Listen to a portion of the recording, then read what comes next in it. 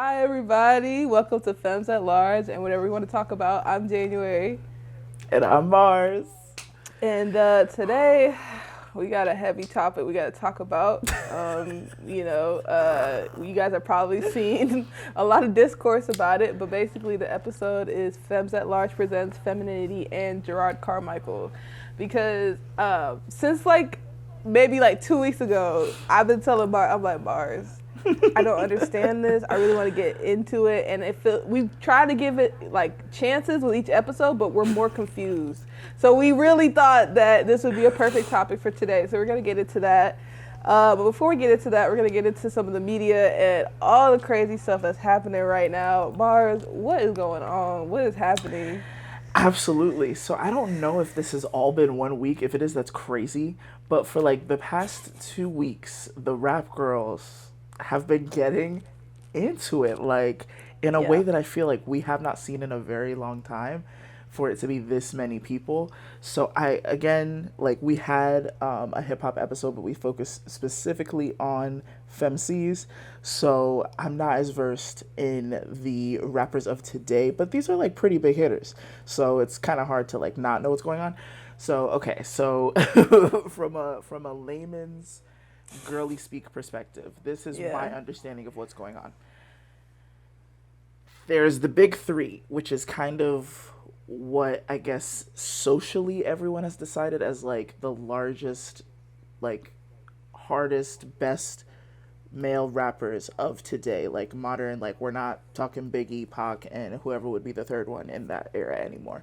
This is our generation's big three, and according to them, it's Drake, Kendrick, and J. Cole. So I don't know what sparked it, but Metro and Future and Kendrick had a song all together. Metro produced it. It was Future's song, and it featured Kendrick. And he just started throwing shots, more specifically at Drake, but he said it in general, man, F the big three. It's just big me. And we were like, That's a whoa, bar. That's a bar. whoa.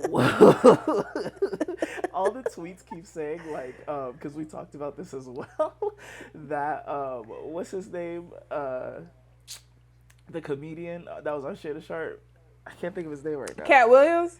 Cat Williams sparked the era of hateration and animosity that we're in right now.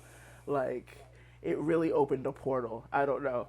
But yeah, so that kind of really set it off, and since then I feel like people are just picking fights now. So we had J. Cole, who came in and then immediately was like, I'm just kidding, I'm sorry, I didn't mean those things, Kendrick Lamar. And that was weird. And then Drake, for a long period of time after that verse dropped, was throwing subliminal after subliminal after subliminal, because he was on tour. I'm not trying to make excuses for him, but he was on tour at the time. I'm a big believer in just get in the booth. I don't really care. It doesn't take that long. But he didn't really say anything for a hot minute. And then recently has dropped, I think, 2 songs now at this point. Or is it just one? I know one for sure, maybe two. I haven't been as plugged in on this. He responded. He was responding mostly with Instagram stories and stuff. And then the biggest thing that's going on right now is he just dropped a diss track using the AI voice of Tupac. Did you catch wind? No, I didn't listen to it, and I'm kind of glad I did. And also, he used the AI voice of Snoop Dogg, who is alive. So I don't understand the choice What behind is that. going on? I What- don't know what's going on, Jan. I really don't know what's going on. I'm just catching what ends up on the timeline. I'm gonna be firmly honest that I have not listened in full to anything. I've only heard bits and pieces of what makes the headlines. But that's what's happening. That's where we're at now. So he has responded by choosing to use AI Tupac and AI Snoop Dogg. And everybody's like, Snoop be so high that he probably thinks he recorded that and he don't remember. Which I think is hilarious. And it sparked a whole conversation about is using AI voices, what is the morality of that, this sets a precedent for like the future of music and like allowing people to rest. Like no one will be able, like we were already there, you know, with hologram Tupac and hologram this person and that person and Whitney and all of that, and just continuing to just use their dead bodies over and over and over again for as much money as they can make out of it. So it is an interesting conversation to have. I don't know, I don't have much skin in the game. I do believe that we should allow those people to, like, they've done their time, you know, like stop digging them out of the grave and making them do stuff. I think that's weird. So what are your thoughts so far about where we're at? So far, just to catch you up, Kendrick said something. Drake has said something back and also used Tupac and Snoop Dogg's voice to do so. And now he's kind of like taunting and antagonizing Kendrick to respond to him again. So what are your thoughts? And what have you seen?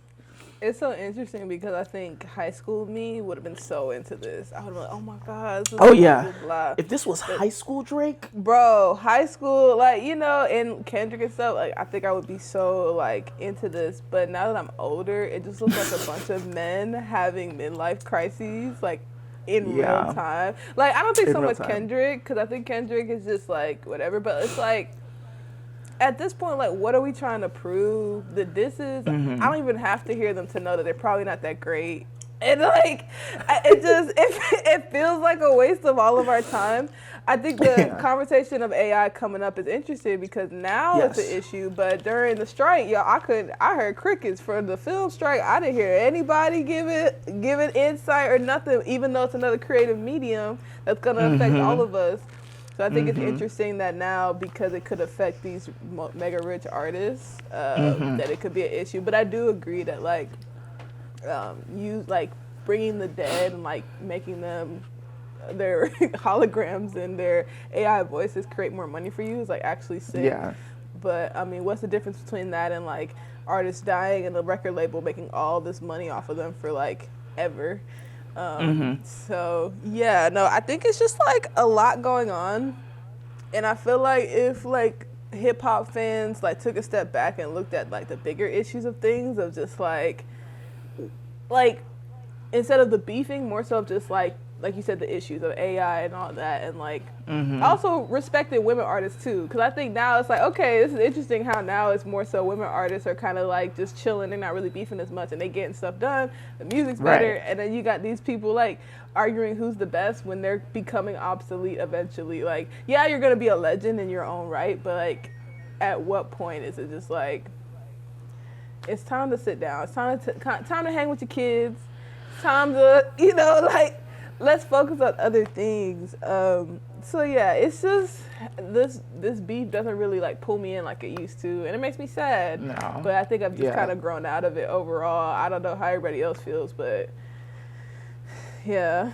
Yeah, no, I'm really only tapped in as a chismosa. Like, I love tea. I don't even care if it has nothing to do with anything in my life. Like, I'm gonna listen for a little bit. So I have about that much time for it, but not enough to listen to anything that anybody's putting out. On the same topic, more people that are beefing randomly that have never beefed before. Apparently, what's his name? Quavo and Chris Brown have a beef. Bro, that was out of nowhere. And then Rick Ross and Drake beefing. Rick Ross is also in the Kendrick Drake universe. Yeah, and then I think I heard that Kanye dropped a diss for Drake. I don't know. I'm like, bro, like, when? I think I saw it this morning. Let me see. I think I muted Kanye's name. I'm not gonna lie to you. I think it's real. Let me check to make sure. I hope it's not AI. See where we are. Maybe we need to do an AI episode. Bro. See, I'm starting to become those people on, you know, old people on Facebook that don't know the difference. And it's too much content. It's getting scary. It's too much going on, like, and we're doing so much, it's hard to intake all this information. Okay. Right. 18 hours ago, it says, Kanye West just shared his Like That Drake Diss remix. This was 18 hours ago. Shout out to FD Signifier. He posted it on his YouTube. 18 hours ago? Yeah. No way. I ain't seen no noise about it on This is weird. It's so weird. Again, it feels like kind of older men who need to, like, I don't know, spend time with their kids and like maybe just like, I don't know, step in grass. Like what are we really beefing about? You have what so are we really much beefing money. about? I don't know. I feel like Drake, in the same way that Kanye, in the same way that Doja Cat, in the same way like all of them that need attention but act like they don't like it, well, anytime they got something that's about to come out, they're gonna do something that is dramatic. True. So that I is feel true. like he comes out with an album every year. I'm sure he has something coming out. I know that he's on tour right now, so probably won't come out until the end of his tour, but he sometimes releases twice a year, so I don't doubt that he has a project coming out, and that is a way for him to garner traffic. I have a firm belief that none of this is probably real, except on Kendrick's part. I think Kendrick really just I think Kendrick felt don't like him. A hater that day. He's not liked him for almost a decade now. And one thing about haters, I love a hater that is gonna stand 10 toes down. Like, consistency. It's something about consistency with a hater. I really respect that. So I mean, I have no skin in the game, really. Obviously, Kendrick is a complicated artist. Drake is truly past his prime and doesn't see it. J. Cole is a great lyricist, but is not this freedom fighter that everybody believes. And Rick Ross is hilarious. And his ex-wife, I'm obsessed with that woman. I'm obsessed with her. His ex-wife, you ever see her videos? It's all I see. That woman, you don't see her? It's like so clear how they got together because they're the same person. She is a nut. Just look up Tia Kemp. Look up Tia Kemp and just go through the first few viral videos you see and you will understand. Like, I've never seen somebody cuss so good. Like, she just cusses so good. And every other day, she's cussing out Rick Ross because he, like, don't see his kids and stuff, even though all the kids are grown. But he's just not involved in their lives. And, yeah, she's incredible. Obviously, also a problematic person. She says things. But she's, like, you know, an auntie. So I'm not excusing it, but you know what I'm saying. And then with Quavo and Chris, two abusers going back to back, I really don't care. It was out of nowhere. I really don't care that much to like get into it because of both of them. You know, it just was like, why is everybody so upset? I think it's the eclipse. I think the eclipse is like really, gotta be. Yeah, because like crazy stuff is coming up, stuff that has happened before that people weren't upset about, but now they're upset. Like, I don't know. This is weird. So, I definitely think it's the eclipse. But, you know, praying for everybody involved. Hoping the best. Prayers up. I'm happy for you, or I'm sorry that happened. I don't know. That's where I'm at. You know, I would keep just minding my business and do about I'm not reading all that. I'm not listening to it. So sorry. I just couldn't do, like, if somebody puts, like, a whole log, I said, oh, no. I'm happy for you, or I'm sorry that happened. I'm not doing it. Yeah, I mean, I feel like that's pretty much pop culture up to this point, outside of all of Jerrod Carmichael's escapades. Let's. I mean, because that's kind of been ruling my week. Unless, is there anything else that you want to talk about, or you want to get into the Jerrod of things? I feel like we should get into it. Let's go ahead and get into it. So, Jerrod Carmichael, last time I checked, he's 37 at this point, but when he filmed this, he was 35. Okay. He is a comedian, also an actor. He's known for his stand-up coming up, and then his show, The Carmichael Show, where I feel like the black community knows of him more so from that. It was like a cool sitcom on Netflix, and it had a lot of big heavy hitters. Like, I know Loretta Devine was in there. Yes. You know, it was just like his father was played by a very famous black actor.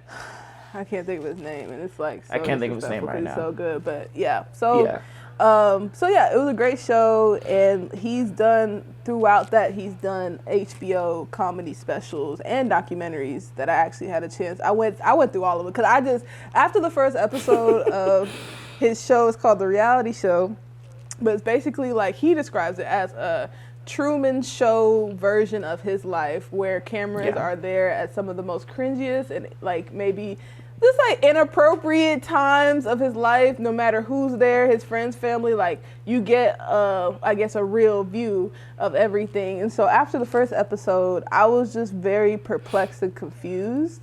I didn't understand it. Like, I got the premise of it, but it just was very chaotic.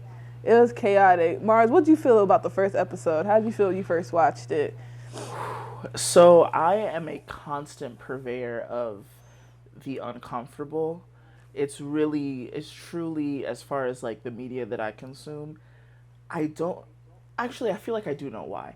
That to be able to evoke like cringe, but not cringe in the sense of like someone doing something embarrassing, which like yes too, but more so like something specifically crafted to make you so viscerally uncomfortable is so like fascinating to me. Like Ari Aster, Nathan Fielder, like I feel like they call it Kafka-esque.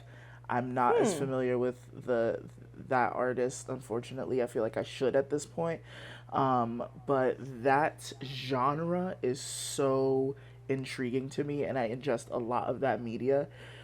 But this, for whatever reason, I knew it was going to be a step a little too far for me, so I was putting it off for quite a bit. Like, January was telling me for a good minute, like, you gotta watch this show. And I kept seeing the clips, I kept seeing the articles, and I was just like, I don't know that I have the brain capacity for this. But one day, I literally I took a trip, and I just was like, we had some downtime, let me just watch this first episode. And it was only 30 minutes. It's only 30 minutes, right? Mm-hmm. So I was by myself, I sat down, and I watched it, and I just had to sit and process for like 10 minutes afterwards and just really soak it in. From face value, like, just incredibly chaotic. So wild. What, for a first episode, that was, for 30 minutes, that was a lot. That was probably the most impactful piece of work that might come out this year. And I know we're only in April, and that's a bold statement to make. But I respect the artistic aspect of it, above anything. But once you really peel back the layers, it gives quite a bit of crisis. So yeah, we're gonna dive into all of that. But that was my first impression of just that first episode. Was, this is gonna be a ride, but also I'm like, it takes such a level of like cojones to showcase something so raw like that. And I gotta give credit where it's due. I do. Because I don't know. Like, maybe at some point down the road, I'd be able to like put something out there like that of my life. But like, do you have to? But anyway, let's get into it. No, I agree. So basically what Marz is talking about in the first episode, it basically it just gives us a snippet into what he's been going through, which is him having a crush on Tyler, the Creator. He sent Tyler a text basically saying how he felt, and Tyler responded back calling him, you stupid bitch. Quote unquote, ha ha ha, you stupid bitch. And you hear the message, like, it's just like crazy. Or I think he either said it. It was an audio message. It was an audio message. Oh. So, it's hard because at first you come into the episode being like, dang, like, why Tyler gotta be like this to him? And can he be a little bit more sensitive to his feelings as his friend? But as the show goes on, and like as we start to see other clips of Jerrod's life in this little episode, you start to see like how inconsiderate Jerrod is in some of these interactions, but also somebody who has, like, I feel like I can relate to, like, going through a huge transition, coming out with your sexuality. Yes. And the thing that Jerrod's also dealing with is that him and his mom, who were really close, aren't as close anymore. And so he's grappling with that, and also being rejected by someone he cared about really much and wanted to, a lot, and wanted to be with. And I think when you're going through like a healing process in a sense, because that's what it feels like he's trying to portray, you're selfish sometimes, especially when you don't know how to properly like streamline that hurt or figuring out discovery. And so in that, I feel like he's being selfish in the way that he interacts with the others that may have hurt him, or the way that they hurt him. And even the people that haven't hurt him, who are there supporting him, he's not as considerate to them as well in some of the ways he's doing things. I do agree that it's great that he is putting himself out there and he's allowing us to like or not like him based on him showing himself. He's not holding back. He's being his most genuine self. And you could tell he is by the way people in his life respond to him and are just like, okay, it's Jerrod. Like, which is also a whole issue in itself. But that's kind of one of the through lines that I've seen where it's like, oh, you've always kind of been a jerk, but your family knows that about you. You know what I'm saying? Yeah. So yeah, that first episode was hard for me because it felt like he was doing stuff for shock value at first. Mm-hmm. Like, this is the episode as well where he brings over a lot of grinder dates and he ends up sucking this guy's toe on national television. And I'm just like, why? I think that's the biggest the biggest question we had the whole time watching this. And I'm sitting there, I'm like, I mean, there's nothing wrong with it in theory. I wouldn't put a person's feet in my mouth just because I don't, you know, but like, why are you doing this? Why are you, it's like, why are you proving this, right? So then this episode also, when it came out, sparked the controversy of interracial relationships, especially pertaining to Black gay communities, right? It's like, it's something that I've always kind of seen and or have heard of other Black gays experiencing. But I just found it interesting that it was like he was dating a lot of white men, but was rejected by the Black men that he really cared about. I don't know, it felt... Some people feel like it was staged to give it a reason as to why he is with white people all the time. Some people are also bringing up, because I studied this. Like, I made a Jerrod Carmichael research group chat. Oh man, yes, and we've been sending like videos and commentary from other people. And this one queer creator, he was just like, yes, like it is to be known that like there are a lot of interracial relationships with the Black gays. They do tend sometimes in some experiences to date white men, but the way that it's being shown is like it's the only way it happens in a way, like to like where there is other Black gay communities where it's not toxic and there's not homophobia or internalized homophobia rampant. And so sometimes I feel like in stuff like this, it kind of makes it seem that the white gay community is the only community where you could feel your best self if you're a person of color. That's kind of what I get sometimes when narratives like this seem to be pushed towards me. Because one of my biggest questions was like, you know, I love that he has Black women in his corner that are very supportive. I love that he has straight men in his corner who are supportive. Where are his Black queer friends? That was like my first question. Yeah. Who can relate to his shared experience?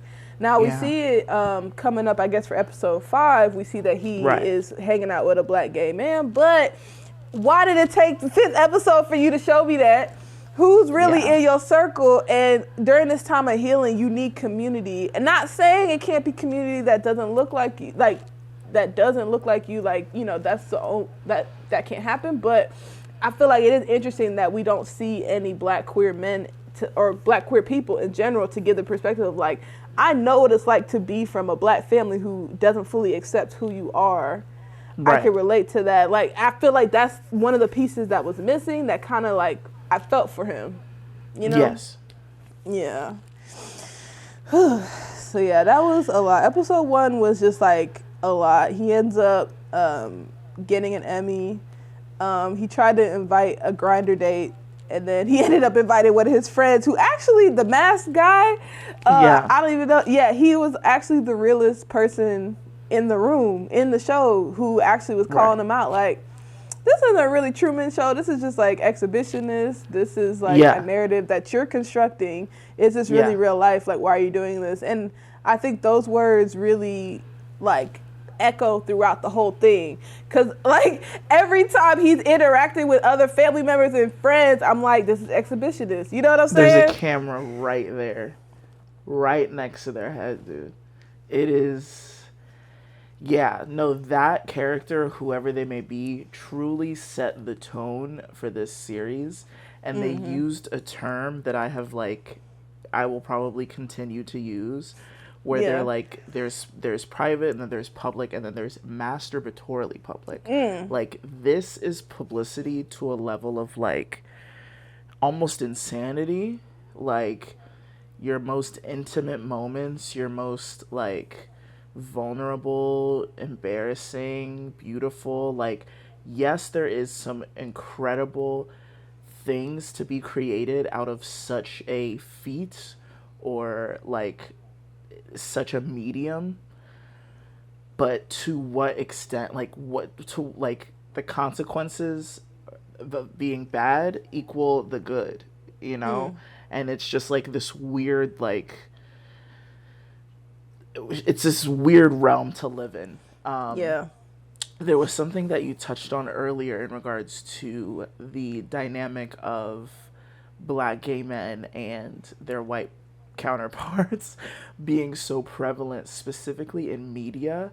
Like, and the comment that you made, that YouTuber, I'm sure you'll link them, Mm-hmm. was saying about how, in a sense, you might be able to be most closest to your true self in that community, because within our community there can be some prejudices, or like, even if it's not spoken, I guess maybe Mm.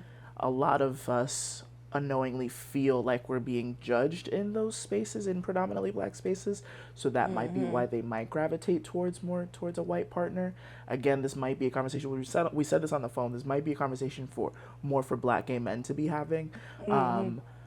But I'm really, really intrigued by, like you saying, like, where is your community? Like, where Mm-hmm. are your black queer friends? Like, it really Yeah. just, like, like, for him to continue, like, it can't be a conscious thing. And if it is, I hope he Mm-hmm. unpacks that. But this preference, like, is so, like, at least in the last 10 years, black queer couples, whether they're lesbian, gay, it's almost always a black and a white person in every single show, Mm-hmm. in every single movie for the past decade. And it's just like, I don't know if we're really trying to break the mold. I don't know. I feel like I have certain thoughts, but I can't get them all to get to a completed, like, thought, Mm-hmm. kind of like this show.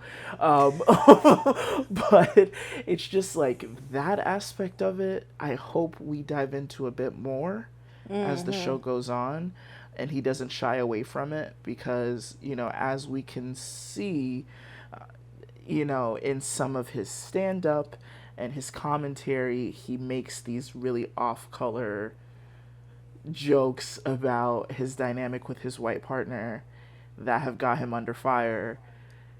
Did you want to get into Yeah, we're those? gonna talk about that actually because we're going into episode 2. So episode Yeah. 2, we get more into more of like his sexuality, who he's dating, what these dates end up being like, and how he ends up meeting his boyfriend, who actually seemed like a really cool individual. Like he's really Really, truly, sweet. they He do. he reads a lot and is well read and just like a lot of issues. And so this is where this joke comes up where Jerrod is commenting on how his boyfriend like knows so much and is so well read, and it's like out of nowhere Jerrod's like, yeah, it's almost like, like I'm the slave and he's the slave master.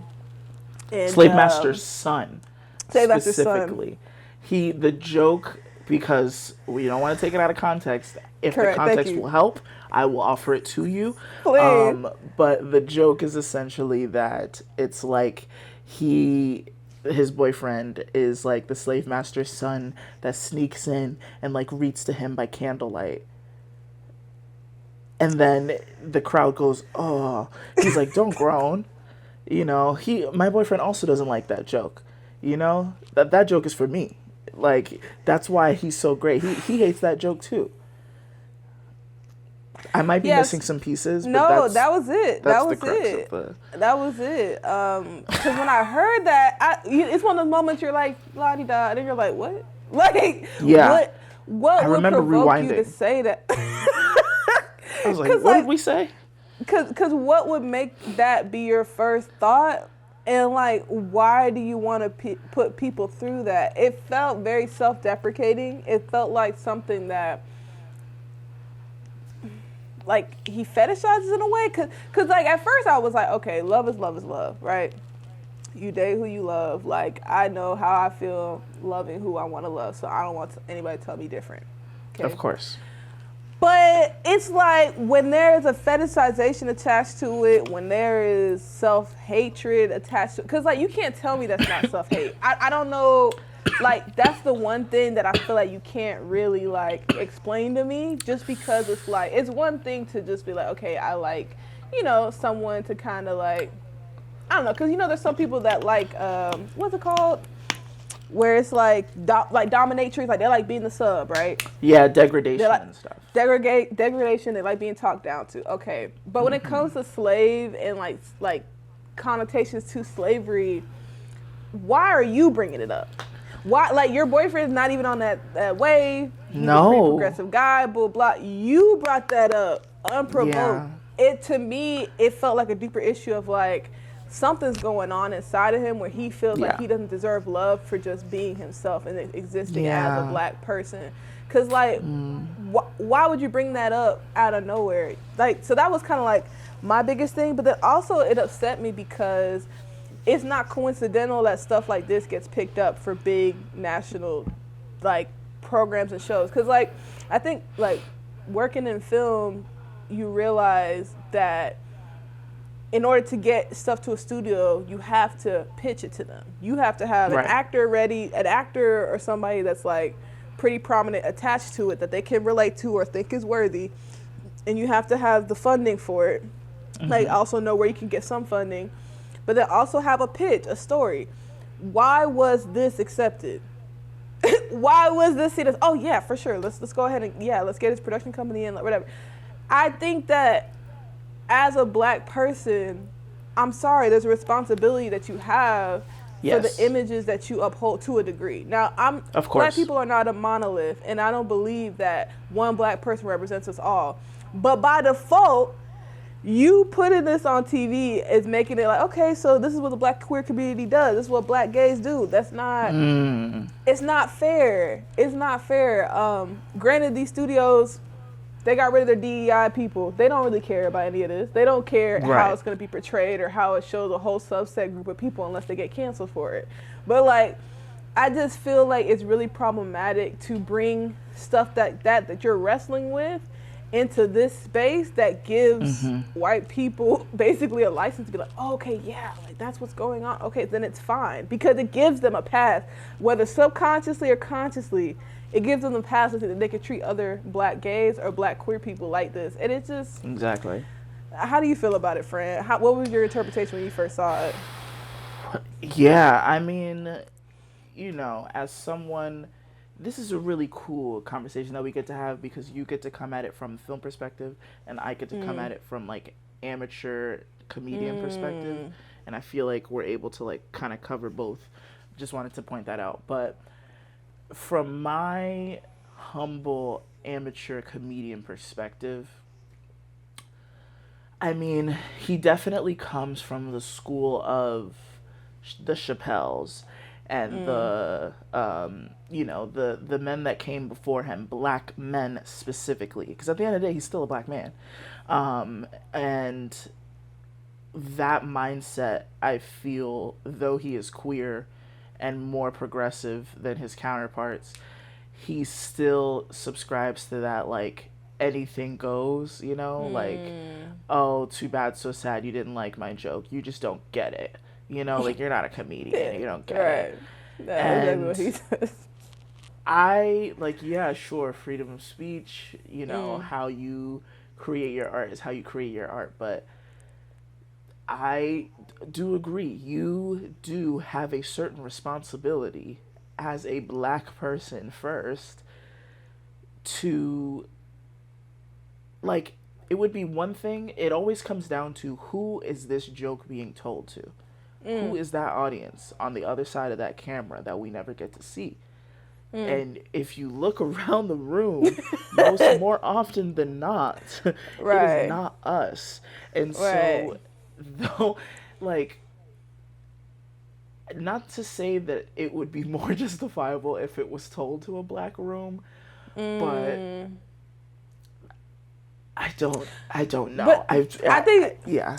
sorry to cut you off. I think he No. knows he couldn't do that in a room full of black people. Exactly. That's the issue. He knows he Exactly. couldn't do that in a room full of black people.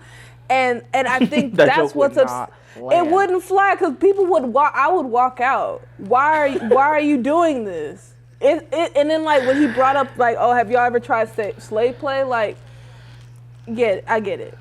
People do whatever they do in their spare time. Yeah. It should be a safe space where we all are able to acknowledge the good, the bad, the ugly. And I think that's the lesson that I'm getting is like acknowledgement of him putting himself out here. This is his art. He is the art, right? But at the same time, it's just like a lot of like, you know this stuff. You are well read to a degree.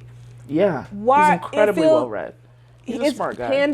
It's pandering at this point. And that's how I feel. That's why I've been so, I think, conflicted this whole time watching his show, because I do understand he's going through stuff. A lot of the stuff I've gone through that he's going through, and I can relate to that. But also, I can't ignore the pandering that he does to white audiences, because he knows that it's going to raise his stock, which it has. Even though there's discontent and disconcertment through the black community of us discussing this, he's probably getting a lot of views right now to the white audience that's like, oh, wow, this is what it's like. I just want to know. This is so interesting, blah, blah, blah. And they don't have the full context because they don't have other people of color on the show breaking down the ways in which this is not okay, but we still love you. I think that's the issue I'm having. It's not balanced enough for me. And that's sorry to cut you off, but yes, that's how I felt. No, that's exactly it. I don't know why I didn't want to say it, but that joke would not have landed in a room of people that look like us and look like him. And I feel like that says kind of enough about that aspect of his comedy. What was your question again? What do you think about the joke about the slave and the slave master's son joke? Yeah, man. And it's just crazy. Like, my thing is, and I've said it, I feel like 1,000 times already on just our podcast, but in my regular life as well, like, you can push the envelope, you can be edgy without it having to be that. Like, it could have been literally anything else. Like, there's so many things that people are afraid to say, but it feels like that being like I'm gonna say the quiet thing out loud, like, you didn't have to. I think you could absolutely keep it in. I think for everyone's sake, including your own, you should have and could have kept that in. And that's just how I feel about it. I'm in this weird, like, I'm incredibly intrigued by him, but also so incredibly disappointed by him. He is clearly a very intelligent guy. I won't take that away from him, but makes so many simple, dumb decisions. Well, as we all do. We're all human. And maybe that's what he's trying to get across with this series and just his comedy in general. Yeah, no, people are complex. Yeah, people are complex, but I also think there's limits and there's boundaries. And I think absolutely what you said, like, okay, say the quiet thing out loud. No one's thinking about you in your interracial relationship. That's not the quiet thought everybody has. The quiet thought is like, hey, climate change, or people getting killed in the street, or you know, like stuff There's a whole genocide happening, which obviously wasn't at the time this was filming, wasn't happening, exacerbated to the level that we are now. But I mean, there's things going on that we can talk about if you really want to, like, be edgy and, like, say the thing everyone else is afraid to say. Yeah, like you said, that wasn't him talking about slave play. Is not as edgy as he thinks it is. It's just self-deprecating. No. It doesn't bring anything or add to the conversation. Now, we talk about how white men sometimes may fetishize black men in the community, like, even, and also in, like, the queer lesbian community and all that. Like, maybe we can talk about that. But, like, again, it's like, I think I was telling you earlier, sometimes, like, men or celebrities will bring up a point but there's no follow through. So it's like, oh, okay, well, I'm dating a white guy. Okay, what's the follow through of that? Not not I'm the slave and he the slave master's son. Like it just, I don't You know. could feel the air leave the room after that joke. Like, suck it even out for the them, room. like, even for his audience, like, you could, like, it was like the, oh. And he's like, don't do that. Yeah, we're gonna do that because it's the natural human reaction to such an uncomfortable Yeah. joke. And I really think that's, like, really where he lives. Like, he really does like the, like, saying whatever it is that he wants to say, no matter how anyone else feels. And Yeah. that's kind of like a theme for him as well, saying and doing whatever it is that he wants to do, regardless of anyone else's feelings on the matter. Yeah. Yeah, it kind of makes me think of like Dave Chappelle, who just refuses to stop making trans jokes. Yeah, like, it's insane. Just because they feel like, because of their feelings of like, oh, I'm going to be hated anyway for dating a white man, so I'm just going to say what everybody's thinking. No one's thinking about you that deep. That's the issue. That's the issue. Like, that's the thread of narcissism that we've kind of seen through this thing. Now, granted, like, hurts my heart to say he is an Aries. So I think that's probably why he An Aries man. Aries man. An Aries man. Please. Like, listen, one bad apple, okay, doesn't spoil the bunch. Because you know what?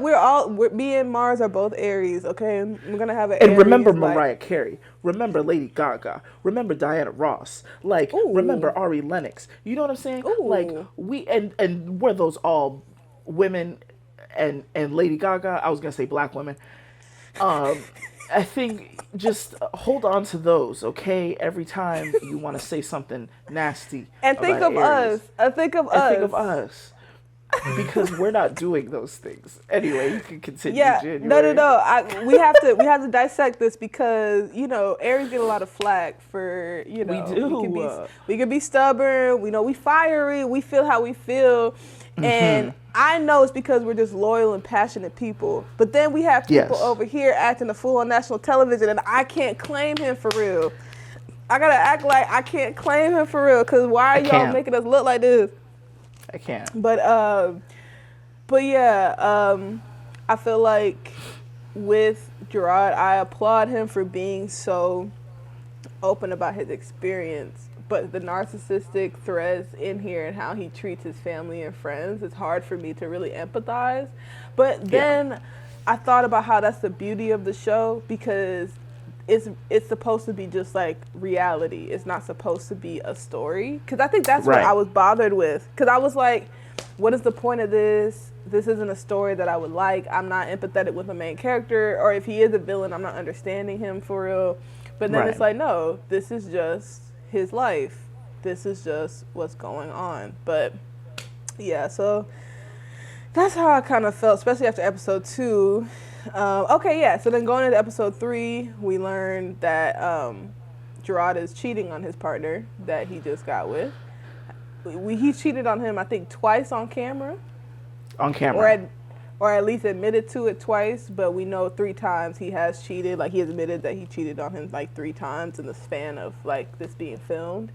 Yeah. And I just felt really bad for his partner, because I'm just like, his partner is really nice, and he keeps like trying to be an ear for him, knowing he's been cheating on, and it probably is being cheated on like actively. I think he made a comment where he was like, I know something happened because the cameraman is like acting kind of quiet. That piece right there, like the whole, like Tyler the Creator, like that whole situation, heartbreaking to watch.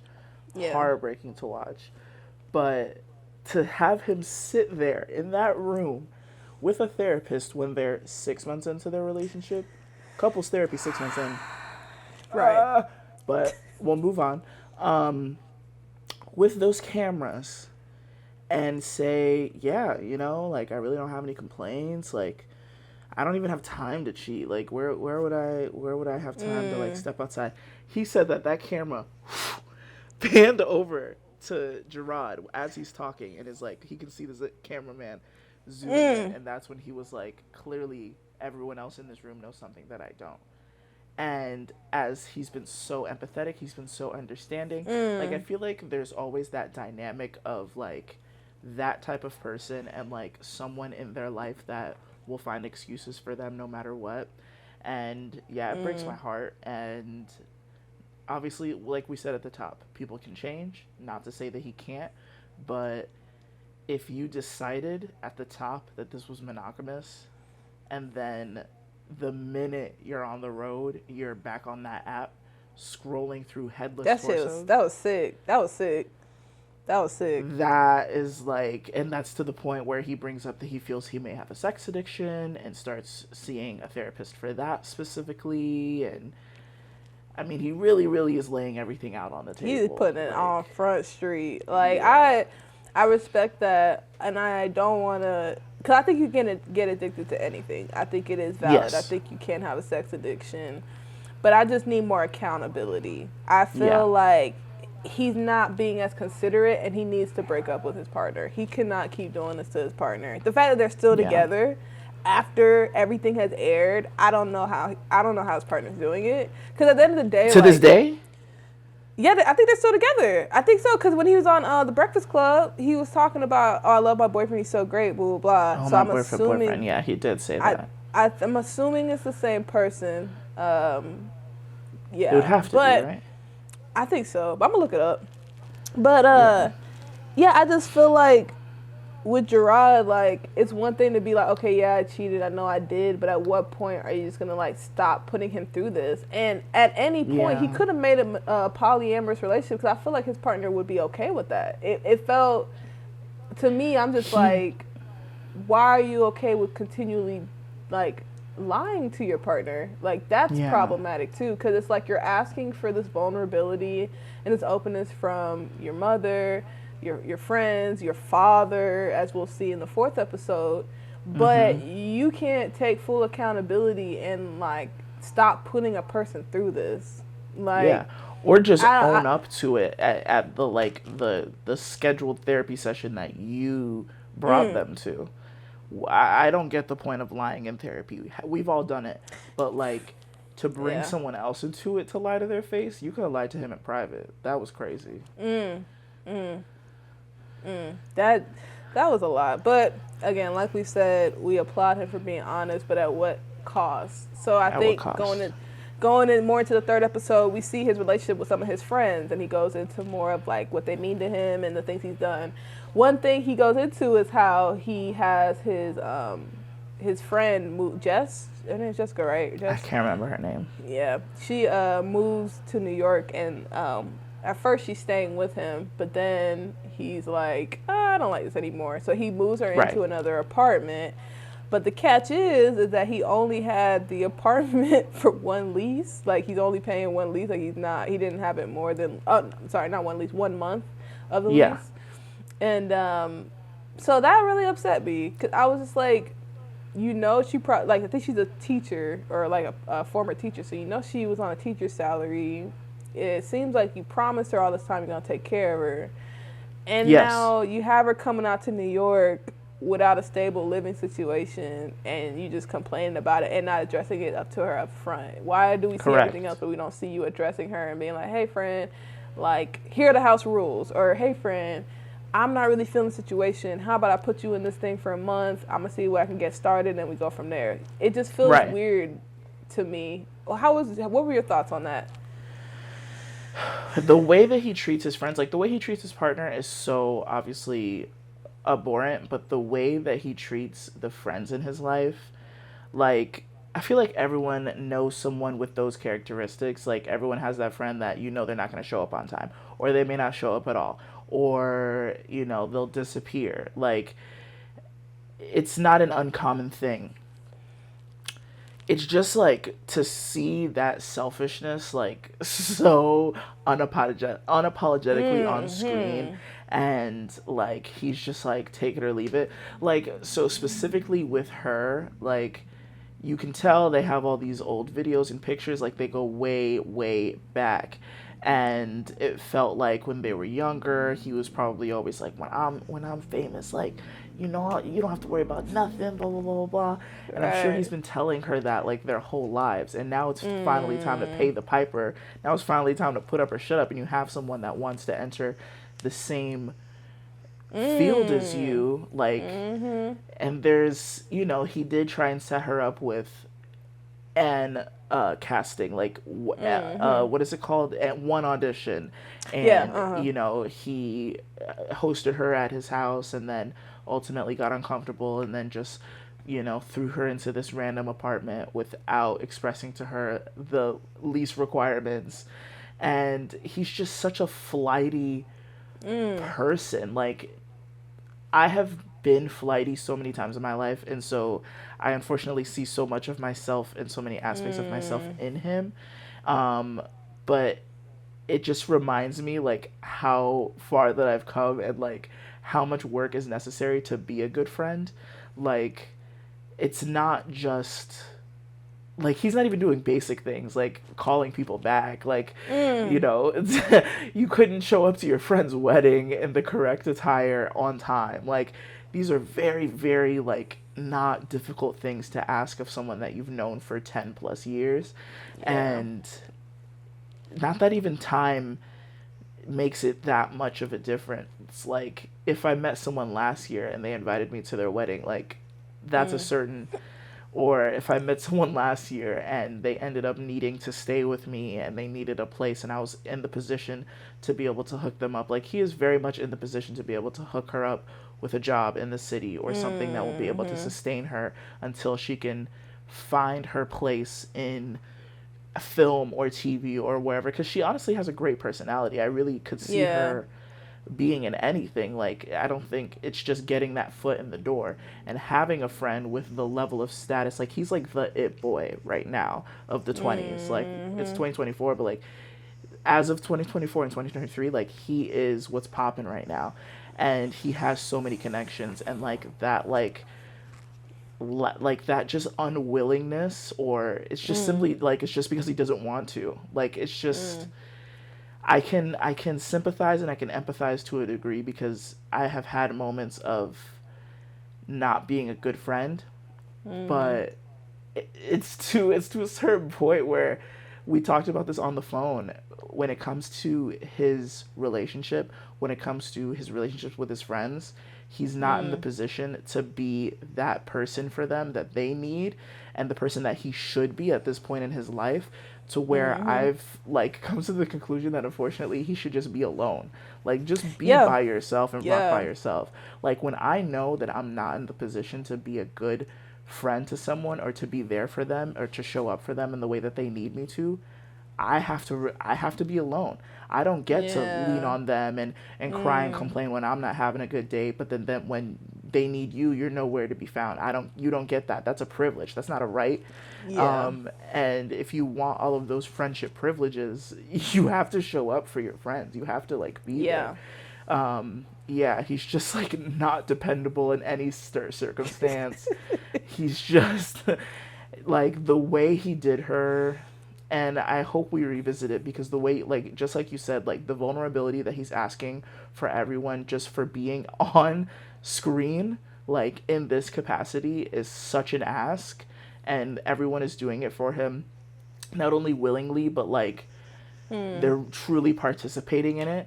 Like, everyone else could wear a mask and goggles like that one friend, but We they're sure choosing could. to like be a part of this for him because they love him and care about him. And yeah, I really do hope he has some accountability on his end at some point later on in how he has treated those people in his life, because even like we had talked about earlier with his the friend that he didn't show up for his wedding, there was a reconciliation later on, and he did show up to that friend's house, and he read him with the speech, because he was supposed to be the best man, I'm assuming.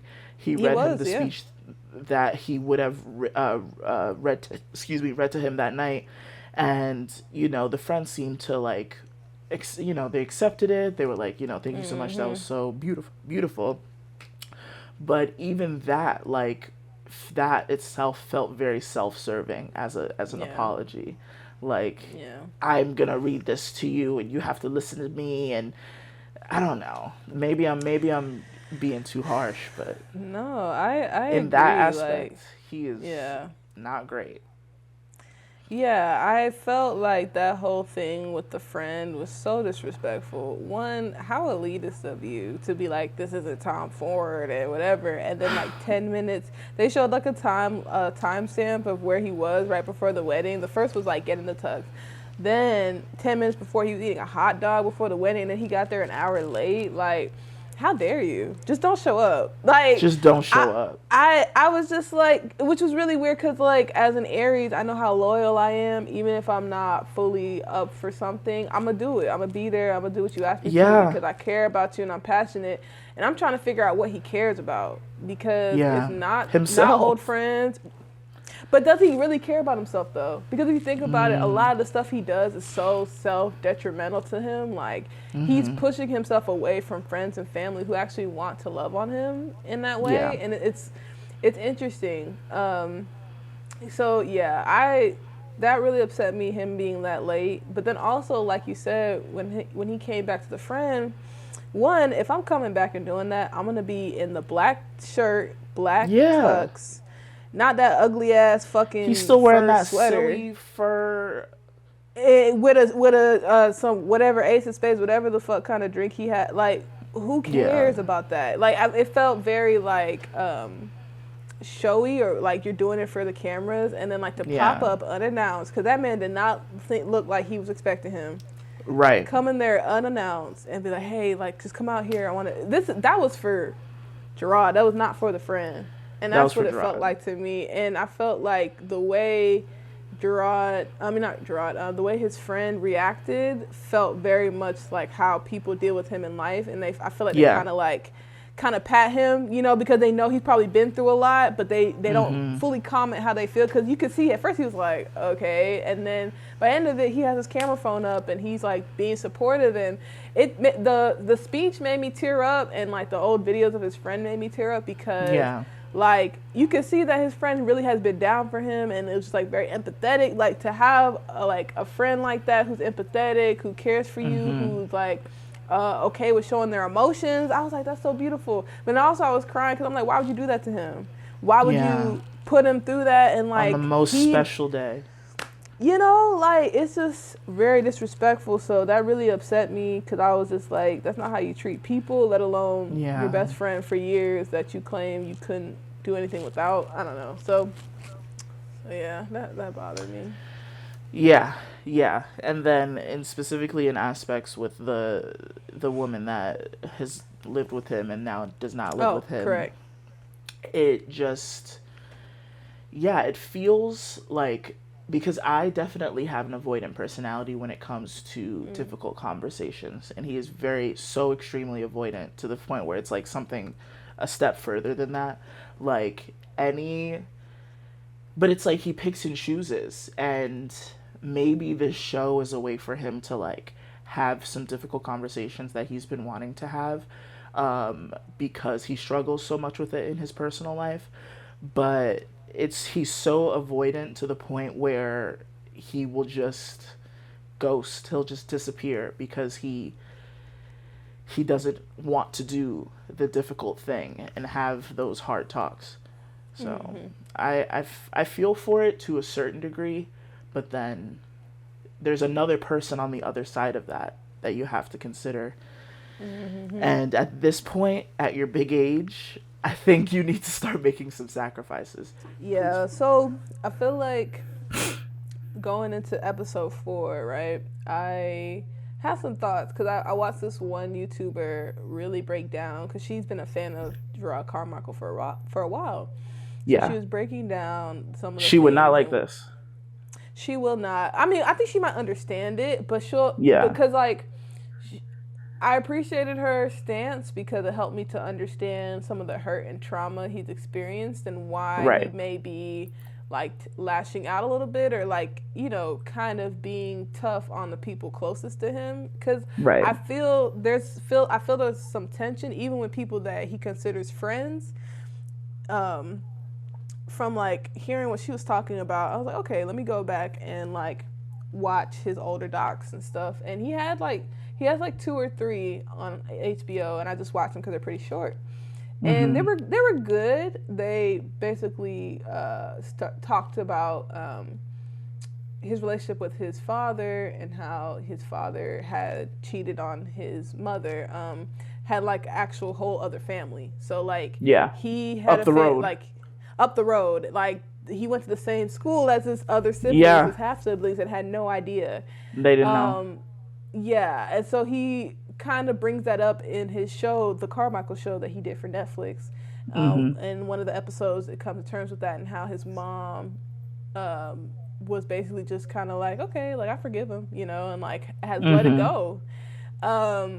And so, again, I understand to a degree. Well, I don't know to that extent. I've never experienced that, so I'm not gonna say like that was my life or anything. Right. But I could see why there's a lot of animosity at like your whole family, because y'all are keeping secrets, but I can't be gay. Y'all are like, Right. he has a whole other family up the street, and he But knows I'm he going could to come. hell. Correct. So I could see where he could maybe lump everybody in that and just be like, I kind of want to get away from my old life. I don't want to Right. be like, and maybe like the money and the fame and the appreciation he gets from white audiences helps him to feel validated and feel more communal than he would in his own community. Right. And maybe he draws that experience with his family into everybody, even though he's from Atlanta or Georgia in general. So I feel like that shouldn't be Right. the case. But yeah, so it kind of helped me frame my mind for this next episode. So in this next episode, he is taking a road trip with his dad. He asks his dad, "Hey, do you want to, you know, take a road trip to your hometown?" And he's like, "Yeah, sure, whatever, let's do it." And so his dad is like driving most of the way. One of the things that really upset me was when he broke the bus on like the first day. That pissed you off? It pissed me off. I know that things happen, accidents happen, but how is it you did this the first time you touched the wheel? You The like, first time. It kind of almost set a precedent to how much he would not care for the rest of the trip. Yeah. You know what I'm saying? Yeah. I don't know if it was just me, but like when it started off like that, I was like, oh, this is about to be a mess. I could feel it. Yeah. So that kind of pissed me off at first. I don't know. It just was like, why would you do that? Then also something that really upset me was him having to go to 3 different Bojangles because of the sanitation grade. Now look, I'm all for cleanliness. I think it's great. But if it's an A, I'm happy. I'm happy. Because like you're in the That's South. the standard.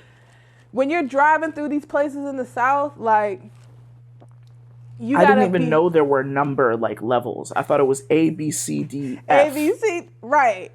And so for you to just literally like, oh, that's a 93. I'm like, it just felt, again, it was another small sign of the like lack of consideration for everybody involved, that you already have cameras in their face. You already have them speaking about vulnerable stuff. Oh, no.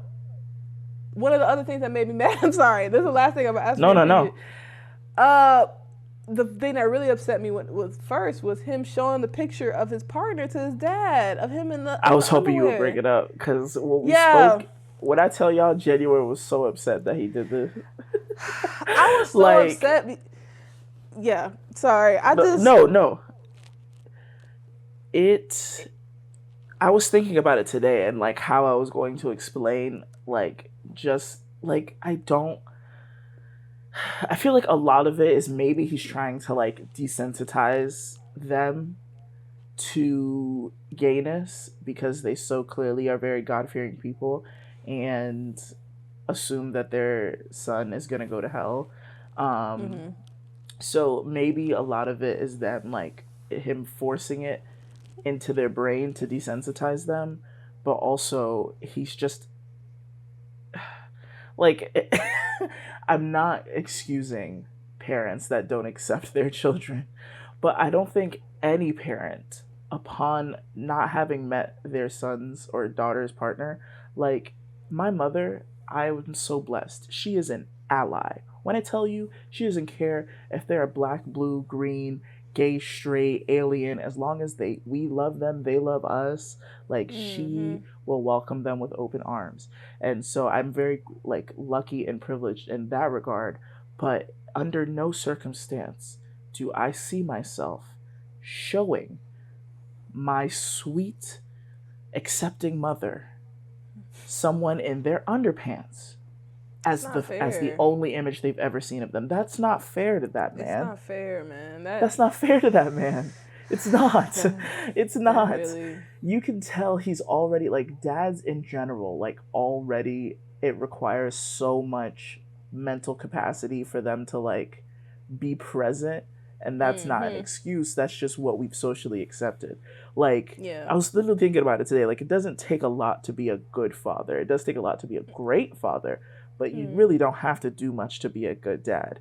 And so he's already, I can tell, trying his absolute best and to just be blindsided, one, by these huge expensive cameras in his face, two, Mm. by seeing his son's naked boyfriend, like, and then three, later on when I am almost certain they are going to see this at some point, him with all of these boys sucking on toes. Like, you're exposing your boomer parents to a Mm. whole lot right now. Like, you know that joke where it's like, if you showed this to a Victorian child, like they would have a stroke? Like, I feel like that's what he's doing to them right now. Like, this is a Yeah. lot. Like, it's a sensory overload. And him having grown up in the digital age and like being desensitized to like all of these things and being a famous person who's been on camera numerous times, this is just another day in the office for him. But like, his father didn't deserve that. Does he deserve to be disowned for who he is, like to his core? Absolutely not. But his father also Mhm. didn't deserve that. That was crazy. That was a lot. That was a lot, coupled with his explanation on different types of gay men in the community, and like the And you dad can even see his dad is just, like, what do I do? I don't want to be an he's asshole. Like, dissociating. it just to me, it was just like, what do you want out of this? That's the one thing I would agree with the dad. It was like, Mm. what do you want? What is your end goal? And that's where I do feel like there's this one TikToker who was saying how like when you're going through your healing process, it feels like some people go through like a revenge period where they just want to get back at everybody that wronged them, and Yeah. that's what it feels like. Because I'm just like, yes, you justifiably went through a lot of stuff, but like you dunking on your dad like that and on national television, like it doesn't really have the effect you think it has. It just makes you look Mm-hmm. worse.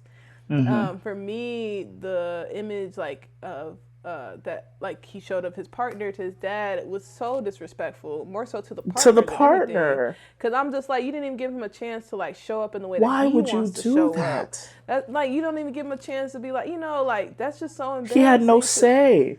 None. I just felt like it was so disrespectful, and it just goes to show how he feels about his partner too, and why he keeps cheating on him. I'm sorry, like yes, addiction, but Yes. there also has to be a level of disrespect to where you will stay with him and keep cheating on him, and then put his picture out like subconsciously you don't respect somebody.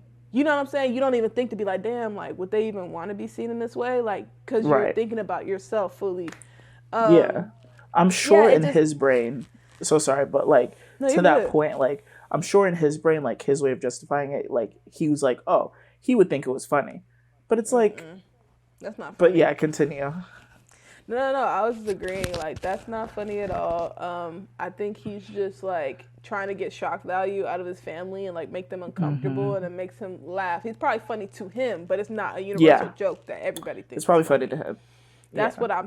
what I'm seeing. Because even when he tried to explain to the Breakfast Club why he called his mom a bitch on TV, and the mom was like, I think the family is like trying to tell him like, why did you do that? And he was just like, I was just whatever, saying whatever. Like I think he's just angry, and he's not Yeah. even trying to consider everybody because he doesn't feel considered. But then again, it's like, at what point will he feel considered? Because he's going into things that are just going to leave him empty. It just feels like he's on the path of becoming empty, because it's like, Yeah. yes, people do you wrong, acknowledge it, but if you're not coming to a true resolution, what's the point? You know what I'm saying? I feel like as an Aries, it's important to remember that, because we can hold a grudge, we can get really upset about things, but I think being a mature Aries is like, okay, like, what are some things I could have done differently? How do I want this relationship to be? Because he don't have to mess with his family at all. He could just pay them and never talk to them again. Yeah. And like, he could do that, but he doesn't. So I think he needs to really like dissect what he's still searching for, what he still wants from them. Because if they don't have what you need, then you shouldn't be trying to prove stuff to them all the time. You know what I'm saying? Absolutely. Yeah. No.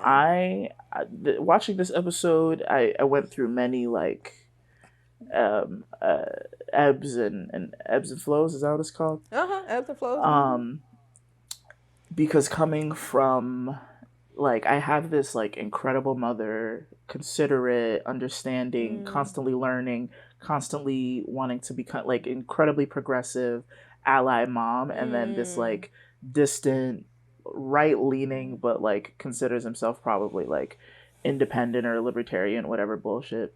You know, just like not like a father very similar to Jerrod's father, where he's like a man's man, never really explicitly learned how he feels about gayness or anything like that, because I haven't spoken to him since I was like 15, 16. I mean, we've spoken, but they weren't conversations. So there's that part of me where I understand the vengeful spirit of, you made my childhood very bad, and that childhood is developed me into this person, and you know, certain aspects of me I see in you, for better or worse, and I want to understand why you did what you did, how you felt when you did it, you know, wanting those answers from someone that so clearly is not going to give that to you. Like, I was once told in therapy, like, you cannot hedge your progression on this person. Like, so much of my life was, you can't, because they're not going to give it to you. So much of my life and my like unwillingness to change was put onto my father, to the point where I thought that there was going to be what he is probably thinking, that magical moment where they open up and are vulnerable, and it's just not, you're not going to ever get that. So you can either do what he's doing and try and search for that answer until the end of time, or you can accept it for what it is, and either, like you said, remove yourself from them, and you know, not, you can't, once you do that, there's kind of no going back, or you can meet them where they're at and try and build a future with what they've given you. And I'm still obviously going through that and learning and trying to navigate my life. I've been no contact with my father for like the past, it's been a few years, probably like 3. And I'm pretty great. You know, I've learned, I've built my community. I've found people that are able to pick up those pieces and, you know, lick those wounds and love me in those areas that I didn't feel loved. But it's like, you know, part of me understands, and part of me also to the point where I was like, what if I did this? What if I forced my dad to sit down in front of a bunch of cameras and like threw all these questions at him and like pointed that finger? Because he does deserve a lot of that. A lot of people may disagree, but his father does deserve a lot of that. He deserved to get all of that out, and I'm proud of him for being able to get all of that out. It's just, you know, it's the medium that we can debate whether or not was necessary. And I'm sure he kind of put this into the world to inspire some of these conversations, because I'm sure to a certain degree his intention was to try and like target those generational, because his story is not uncommon. There are so many Black fathers of his father's generation that have the Mm-hmm. same story, and so many black mothers who stuck beside that man for better or worse, and how it affected those kids. And like, it is a story that deserves to be told, and no one can really tell him how to say it. And he does really come forward and say, yeah, I do need these cameras to say this stuff, and I am using this to be able to do what I need to do. But then, like you said, it falls back on one, what exactly are you searching for, and two, um, I mean, how, like, this image is going to exist forever, whether Ever. we like it or not, whether his father likes it or not. And you see, which is probably would have been most people's responses, his father just completely shut down, because if he's already been unwilling to address it when it happened, he was unwilling to address it after the fact. He's so far past it at this point in his life in the future, to where I'm sure his parents are like retired, and they're Mm-hmm. old. And so his father in his mind is, he's so like, it's, they'll say, oh, why are you bringing up old stuff, why are you digging into this, why Mm-hmm. now? And Jerrod, he's making some pretty valid counterpoints. It's like, because you were never going to, because if I Mm-hmm. left it to you, you would have died with all of this. Yeah. And Mm-hmm. that was a tough watch for sure. I Parts of Yeah. me um are commending him for, because it does take a lot of courage to speak to a parental figure in that way, especially in the Mm-hmm. black community. This type of stuff, we're always just told to just shut up, move on, get over it, Mm-hmm. just suck it up. And a lot of our generation, and Gerard might be, yeah, no, he's a millennial. Mm-hmm. Gen Z and millennials were like, no. Yeah. So it takes a lot to get to that point, to be able to just like lay it all out like that.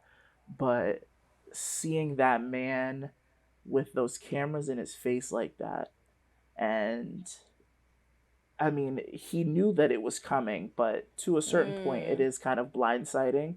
And yeah, how did you feel? Those are my thoughts. They're not complete thoughts, but Yeah. No, thank you for sharing those thoughts because it definitely resonates for sure. I think for me, like the way it just didn't feel like a fair fight because to mm, me, like okay, like my grandma, right? Like she's Jamaican, so like being queer is just like in her generation, it's just like why? Like that's just you going to hell. But she mm-hmm, loves me, so when I came out to her, yeah, it was tough, but she was like, I'm disappointed, but I love you. And even though if anybody else heard it, you'd be like, dang, like that's messed up. But to me, that's our bridge because I yeah, know that this is hard for her and it's hard for me to yeah, even that we have to even do this. yeah, And I understand the surrounding circumstances that makes her have this opinion and the history mm-hmm, behind it. mm-hmm, So, granted, like I just kind of feel like him kind of like not only getting mad at his dad for like the cheating, of course, like that's messed up, but also just like the queerness and stuff, like him not being as supportive. And you look at him and he looks older, like right, yeah, like he's frail.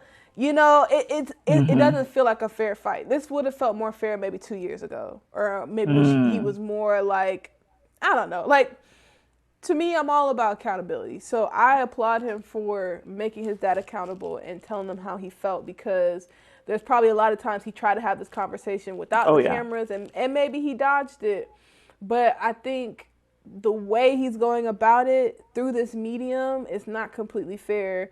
And also, he has touched on it in other documentaries. So, like, yeah, even though he hasn't one on one talked to his dad about the cheating in the documentaries before, but the cameras have been there. They have gotten like there was one documentary where it was focusing on a lot on how the mom responded to the cheating and her talking to a therapist, and the therapist was friends. He's like the church, the church therapist, and he's oh Lord, friends with the daddy and was trying to encourage her to forgive until Jerrod's sister-in-law came in on one of the meetings, was like, no, he still, yeah, it was It was comical but sad. But I feel Mm-hmm. like if he hadn't have already touched on it and like in other stuff, I would have been like, okay, dang, it's the build up. But Yeah. these are deliberate choices, and Yeah. I'm noticing that there's deliberate choices that are being made throughout.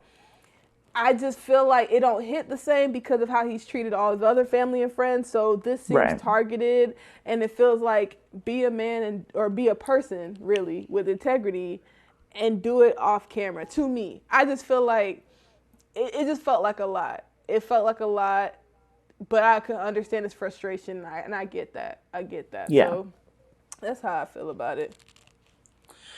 Yeah. It's I don't do you know how many episodes there are in the series as a whole? I don't know. I feel like it's probably gonna be short. I'm hoping it's not more than 10. Not saying I don't like it, but it just don't need all It's a that. lot. Yeah, I don't need It's a all that. lot. And I'm not even really sure where it would go. I'm not enough of a fan of him to want to just continue watching just to like a day in my life type of thing if that's what it like ends up being towards the end. Not that I like to ingest his trauma, but like Yeah. I don't know. I gotta have a little more girth to it for me to really sit through any longer than 10, like you said, even though they Yeah. are only 30 minutes.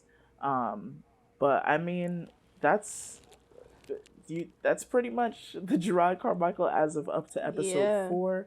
Like we said in the preview of the next episode, it does show him kind of like joking around with a black queer person finally. Um, Yeah. so I'm hoping that opens the door to more conversation about black queer community in his life because I pray that he has that in his life. I think it'd be silly for him to not at this stage of his life. Like at his age, you said he's 37, but was 35 at the time of filming. Um, so I really doubt that he doesn't have a community, but I am curious to see what Mm. it looks like and who he does have around him. Because, he has gone through some big losses and he's experienced some some tough things, and this is how he's expressing that trauma through his art and through this medium. I think it's definitely provocative on purpose. I think it's definitely um, shocking and, uh, like we said, masturbatorily public Public. on Yeah. purpose. Um, and yeah, I mean, it's gonna win Emmys. We know this. This is I haven't really seen anything in this capacity before. So I'm and it's one of those things where I told Jan like once I started, I'm like I'm strapped in, like I'm here for the Yeah. ride. Yeah. Wherever we go, wherever it ends, I'm here. So I'm sure we'll continue to touch on it, but we've had so many thoughts about this show and just Jerrod Yeah. as a person that we had to dedicate an entire episode because it's our show and it's whatever we feel like talking about. So, did you have any other thoughts on Jerrod or just the show in Yeah, general? just closing thoughts. I do appreciate the art of it. I think it's shot beautifully. I think it's really cool how it's Gorgeous. shot. I appreciate him being vulnerable, but I think he needs to be more reflective in what he's portraying and like what's the purpose of it. Not even just for the audience's benefit, but for himself. Mm. What does he want to Mm-hmm. portray? Because I think sometimes with these projects, I don't think he fully goes into it knowing what he wants to say, which is Mm. fine because I guess it's just like, oh, like let's just see what happens. But I think we're missing out on real discourse that could have been had, Right. and I think that's also due to the community that he's choosing to have. Like I think that he has a lot of people around him who love him a lot and love him so much that they may not be fully honest with him about the ways Yeah. in which that he makes them feel or the way that he's treating others or like doing things all the time. Like I think they are to a degree, but because he's funding it, I think it's hard for them to fully be honest and they Of keep course. putting themselves in these situations with him because he is funding a lot of their stuff. That's what it feels like. Yeah. I would just challenge him if he ever were to listen one day to have black queer community who can actually give him real input and real Yeah. discourse on some of the things that he does that are problematic and how to Yeah. not treat people. Because I don't think his circles are really doing that properly.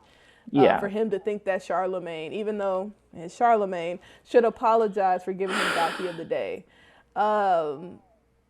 You were the Yeah. donkey, unfortunately. And I hate that man. Don't ever, Jerrod, if you see this, don't you ever in your life make me have to give him the benefit of the doubt of all men. Don't do it again. As an Aries to an Aries, if somehow, some way, you're searching your name and you find this, don't do it again. And don't do the other things, but like specifically don't piss me off. But yeah, like it that was crazy to me, that whole interview. If y'all haven't seen, I haven't watched all of it. I've watched bits and pieces just because, again, I only have so much capacity for so much. But to have Charlemagne the God making sense, I didn't like that one bit. It's unforgivable. And for the answer to just be, well, you do a stand-up special, well, you're not a comedian, well, you're not in this art form, so you don't get it, seems like a very lazy answer. I feel like you could really be doing a little bit more introspection and like the theme of accountability coming in and out. Like, again, yes, humans are gonna human, and like it's difficult to be that person all the time, but like if you wanted to show up in certain aspects of your life and you want it and you're willing to be vulnerable to this aspect, I don't understand in your personal life, or like from what you show, like it's so, excuse me, contradictory at certain points. Like in your relationship, you're willing to be so open and honest on camera, but then you're still on that app. Or with your father, you slap him in front of that campfire and you were really really grilling him, but in your friendships you're not willing to tell someone, hey, I can't support you in this way, I can't live with you. Like, I don't know, it looks very strange, Jerrod. I just think we could do a bit more introspection. And yeah, everyone's going through therapy, and you're learning and getting better. And I don't know. There isn't a conclusion to that thought. It's just interesting. It's very open ended. Yeah. Like Very most open of the ended. show. Because every Correct. episode, I come in, I leave with more questions and answers. Than answers. I'm always just like, what's going on? So hopefully we'll get more clarity. But yeah, that's our show, y'all. Femmes at Large presents Femininity and Jerrod Carmichael. If you appreciated it, please like, share, subscribe, just tell a friend. Because, we want to keep doing this. And so we have fun doing this. So we appreciate all the feedback and comments that you give us and you guys watching. So we hope to see y'all soon. And yeah. Bye y'all.